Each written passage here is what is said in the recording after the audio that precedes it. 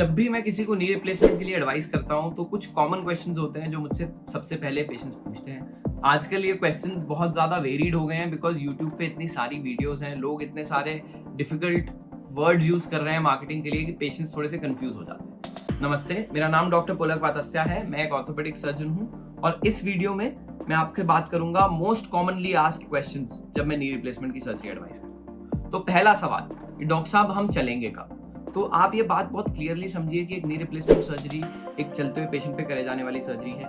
इस सर्जरी के बाद अनलेस कोई कॉम्प्लिकेशन अंदर हुई हो, अनलेस हमें लगे कि मसल्स बहुत वीक है, अनलेस हमें लगे कि बोन बहुत कमजोर है, normally 95% of the patients same day 2 से 3 घंटे बाद सर्जरी के चलना शुरू करते हैं। यूजुअली शुरू के 2 हफ्ते विद अ वॉकर चलते हैं क्योंकि थोड़ा सा पेनफुल होता है। एक बार ही उनको अपनी चाल समझ आने लगती है, बॉडी की मैकेनिक्स अडैप्ट होने लगती है, तो हम उनका वॉकर धीरे धीरे वीन ऑफ कर देते हैं। पर सर्जरी के दिन 2 से 3 घंटे बाद आप नॉर्मल चलना फिरना शुरू कर सकते हैं विद अ वॉकर। दूसरा सवाल, डॉक्टर साहब पेन कितना टाइम रहती है? तो ये बात समझनी जरूरी है कि नी रिप्लेसमेंट एक पेनफुल सर्जरी है। अब आजकल लोग नई नई टेक्निक्स के नाम लेते हैं, mini invasive, no stitch, stitchless, robotic, रोबोलेंस, अलग अलग तरीके की चीजें।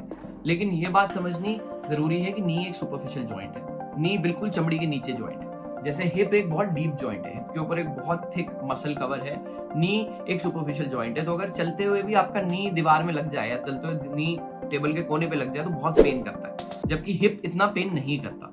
तो नी एक सुपरफिशियल जॉइंट है जिसकी वजह से ज्यादा पेनफुल जॉइंट होता है। जब भी इसकी सर्जरी होती है, irrespective of technique, it is a painful surgery. तो हमें चीजें यूज करनी पड़ती हैं ताकि हम पेन को कंट्रोल कर पाए, पेशेंट को पेन फ्री वॉक करा पाए एज सुन एज पॉसिबल। इस चीज के लिए कमर में सुई, मल्टीपल इन्फ्यूजन दवाइयां दी जाती हैं ताकि आपका नी कम पेनफुल रहे।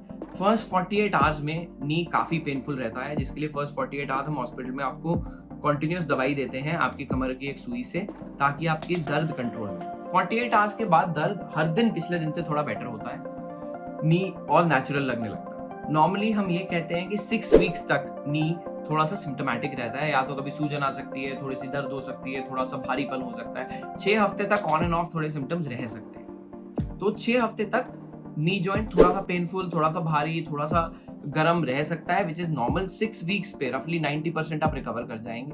But painless surgery, no stitch surgery, ऐसी सर्जरीज एग्जिस्ट नहीं करती हैं, सिर्फ तरीके हैं मार्केटिंग करने के। तीसरा मोस्ट कॉमन क्वेश्चन, डॉक्टर साहब इन्फेक्शन का कितना रिस्क? तो किसी भी सर्जरी में जब भी हम एक चीरा लगाते हैं शरीर में और अंदर के पार्ट्स एक्सपोज करते हैं, नॉर्मली 4 से 5% रिस्क रहता है कि बाहर से कोई कीटाणु अंदर जाके बैठ सकता है और इन्फेक्शन कॉज कर सकता है। ये रिस्क थोड़ा सा बढ़ जाता है जब हम अंदर मेटल के इम्प्लांट्स लगा देते हैं जो नी रिप्लेसमेंट में होता है। तो ये रिस्क कंट्रोल करने के तरीके होते हैं। अगर आप किसी भी अच्छे हॉस्पिटल में, किसी भी एक्सपीरियंस सर्जन से, किसी भी अच्छी जगह पे, बड़े सेंटर में आप सर्जरी कराएंगे, वहाँ पे usually operation theatres are very very good. उनका एनवायरनमेंट बहुत कंट्रोल्ड रहता है, सही टाइम पे एंटीबायोटिक्स दिए जाते हैं, क्लीन इंस्ट्रूमेंट्स होते हैं, क्लीन सर्जरीज होती हैं, तो इन्फेक्शन ऑफ रिस्क यूजुअली बहुत कम होता है। मेरी प्रैक्टिस में रफली 100 में से कोई 2 पेशेंट्स होते हैं, जो 2 से 3 पेशेंट होते हैं जो इन्फेक्ट होते हैं, which is a very very normal thing. Hopefully वो 2 से 3% पेशेंट्स बहुत रेयर सर्कमस्टांसेस होते हैं, इन्फेक्शन यूजुअली माइल्ड होती हैं, जो मैनेज हो जाते हैं। तो इन्फेक्शन का रिस्क सर्जरी में रहता है। ये आपको इंश्योर करना है कि आप एक अच्छी जगह पे एक एक्सपीरियंस सर्जन से ऑपरेट करा रहे हैं, उससे ऑलमोस्ट आपका सर्जरी का रिस्क नेग्लिजिबल हो जाता है। फिर भी अगर इन्फेक्शन का कोई साइन हो, जैसे कि सूजन, मूवमेंट में, नी बेंड करने में या स्ट्रेट करने में पेन, या टांके नहीं भरना या टांकों से पानी आना, तो आपको इमीडिएटली अपने सर्जन को दिखाना चाहिए। चौथी मोस्ट कॉमन प्रॉब्लम, मेरा इम्प्लांट क्या लूज हो जाएगा? तो implant loosening is a problem knee replacement में जो होती है। नॉर्मली ये 15 से 20 साल पे होनी शुरू होती है। अगर सही टाइम पे पता लग जाए तो ये बहुत छोटी सर्जरी से मैनेज हो जाती है। इसको अवॉइड करने का बेस्ट तरीका है 1 गुड टेक्निक, 2 गुड इम्प्लांट। तो 3-4 मल्टीनेशनल कंपनीज हैं जो 20 से 25 से 30 साल से इम्प्लांट बना रही हैं, जिनके सर्वाइवरशिप स्टडीज हैं बहुत लंबी लंबी। आइडियली उन्हीं कंपनीज के इम्प्लांट यूज होने चाहिए।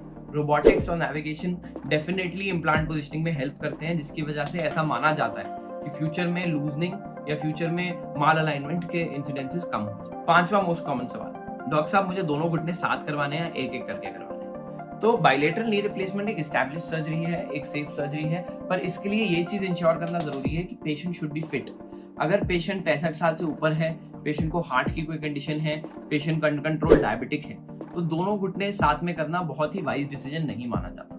ऑल्दो कई बार पेशेंट्स फोर्स करते हैं तो उनसे साइन करा के मैं 65 के ऊपर भी दोनों घुटने साथ में कर देता हूँ, लेकिन कायदे से ये एक वाइज डिसीजन नहीं माना जाता। अगर आप 65 से अबव हैं, आपको डायबिटीज है, आपको हार्ट की कोई कंडीशन है, तो आपको एक घुटना एक टाइम पे कराना चाहिए। अगर आप 65 से कम हैं या अगर आप 65 से ऊपर हैं और आपको डायबिटीज नहीं है, हार्ट की कंडीशन नहीं है, तो आप दोनों घुटने साथ में भी कराएं। अगर आपके नी रिप्लेसमेंट रिलेटेड कोई भी डाउट्स हैं, आप प्लीज नीचे कमेंट्स में टाइप करिएगा, मैं उसके ऊपर वीडियोस बनाऊंगा। Thank you.